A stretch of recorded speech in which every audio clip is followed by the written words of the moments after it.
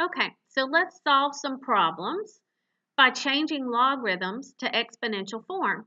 So on this one, we're going to have x to the third power equals 8 over 27. So it goes x to the third power equals 8 over 27. Now we can't get the same base. We can't turn this into an x. So we have to get the same exponent. This has to be something to the third power. Well, what I notice is this is 2 to the third, and that is 3 to the third. So I can write that as 2/3 to the third power. Now that I have the same exponent, I can mark out the exponents, and I end up with x equals 2/3.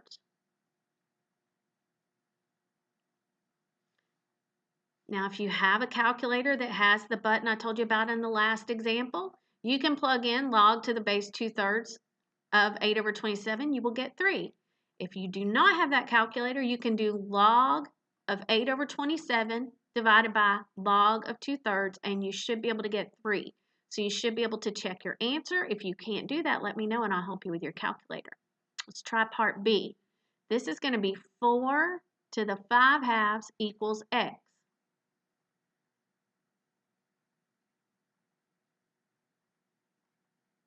Now remember, this exponent is power over root. So when you're solving this, do the root first. Square root of 4 is 2. 2 to the 5th is 32. So you get x equals 32. Now most of you can plug that in a calculator. You should be able to plug this in a calculator. So if you can't, let me know. And if you want to check that answer, if you do log to the base 4 of 32, you will get 5/2.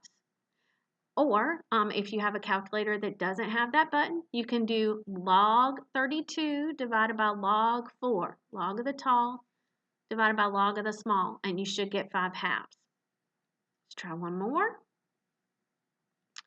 Over here, this one's a little bit trickier. It's going to be 49 to the x equals cube root of 7. So we're going to have 49 to the x power equals cube root of 7.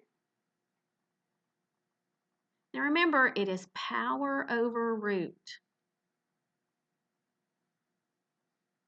So I'm going to rewrite that cube root of 7. Let me change that really quick. Let's make that 7 to the 1/3 power. There's not a number there, so that's a 1. So power over root. Now what I need to do is get the same base. So you look to see if you can make this a 7. That is 7 squared. So that would make it 7 to the 2x equals 7 to the 1/3. Now I can mark out my bases, and I get 2x equals 1/3. I'm going to divide by 2, same as multiplying by 1/2, by the way. And we end up with x is equal to 1/6.